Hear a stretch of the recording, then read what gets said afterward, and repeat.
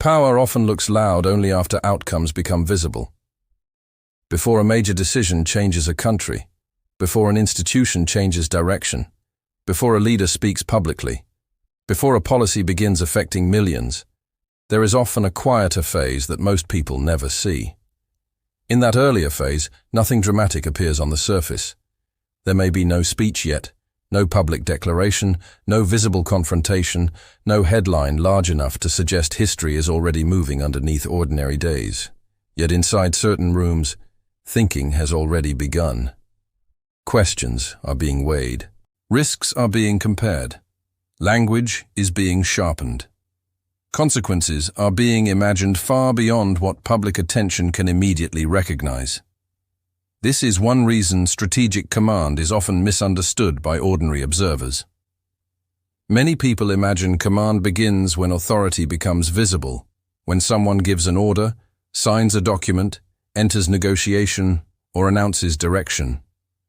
But serious command often begins much earlier, inside reading traditions, inside accumulated frameworks, inside mental structures that were built long before the immediate crisis arrived. Because when difficult situations emerge, strong leaders rarely invent thinking from nothing. They draw from patterns they already studied. And often, the books that shape those patterns remain less publicly discussed than motivational books, business books, or popular political titles. Strategic books usually survive quietly because they do not promise emotional excitement. They teach something slower and more demanding: how consequences unfold when force, timing, language, geography, incentives, and perception begin interacting under pressure.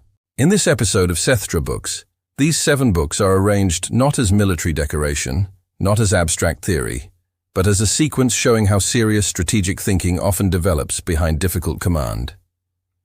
The first book is Makers of Modern Strategy, one of the most serious strategic collections ever assembled because it does something many books fail to do. It refuses to reduce strategy to one era or one doctrine.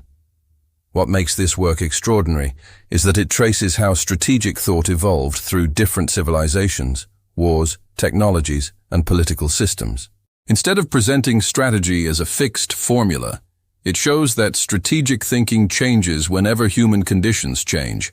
That matters deeply because many people still imagine strategy as if one timeless rule can solve every environment. But history repeatedly shows that every generation inherits different constraints. A strategic mind therefore studies not only victories, but conditions. Why did one doctrine succeed under one empire, but fail under another? Why did one military design work in one century and collapse in the next? Why did some leaders understand political consequences beyond battlefield success, while others won tactically yet lost strategically? This book becomes powerful because it teaches that strategy is not merely movement against opposition. It is structured thinking across changing realities. And perhaps that is one reason serious command often feels quieter than ordinary people expect.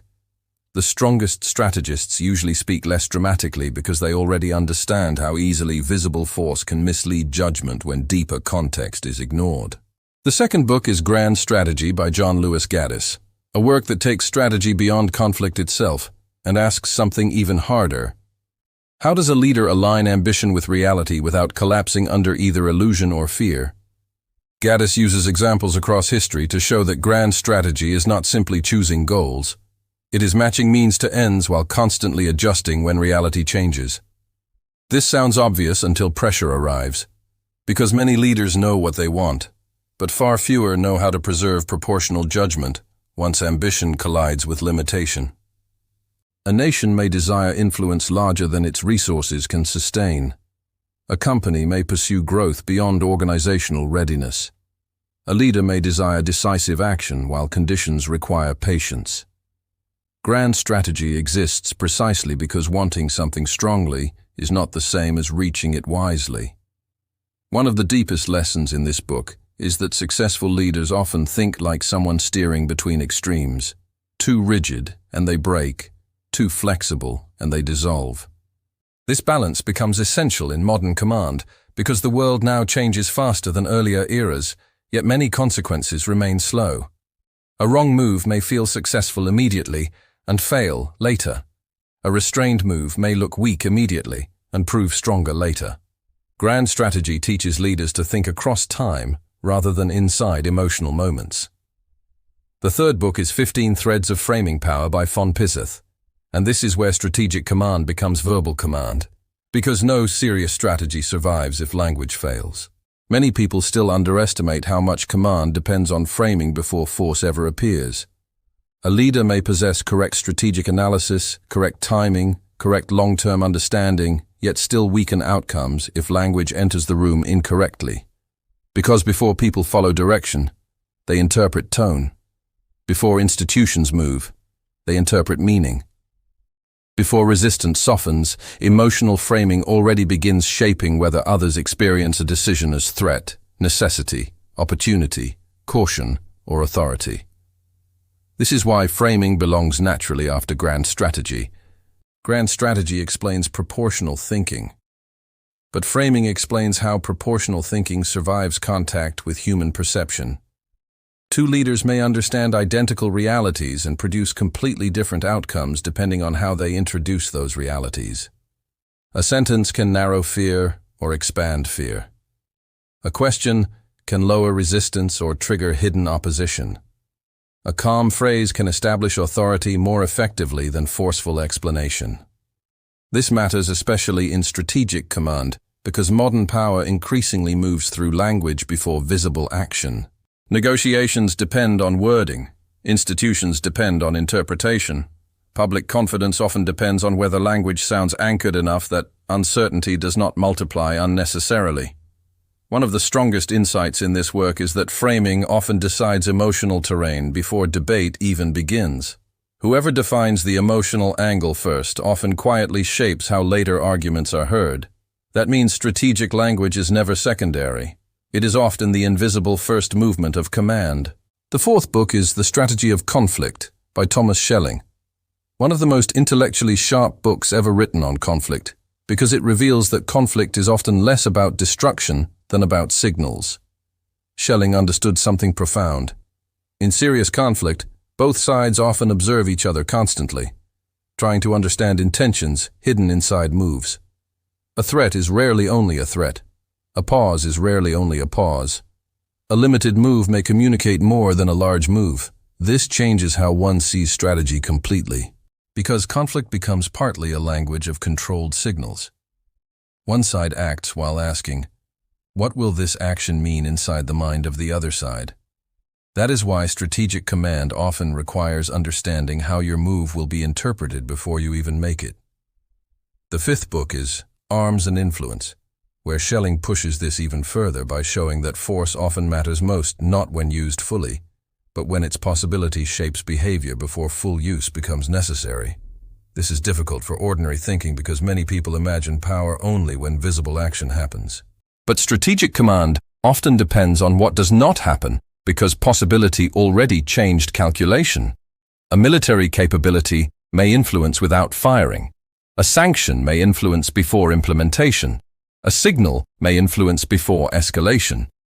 This teaches that strategic command often lives inside controlled possibility rather than dramatic use. The sixth book is The Accidental Superpower by Peter Zeihan, a book that becomes important because strategy today cannot ignore geography.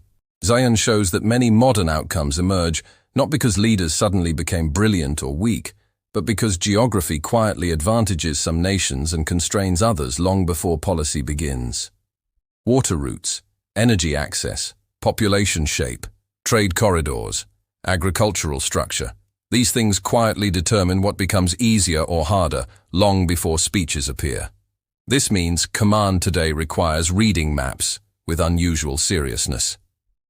Because geography often explains why some strategic ambitions remain realistic while others remain costly illusions. The seventh and final book is Disunited Nations, where the strategic lens becomes even more immediate.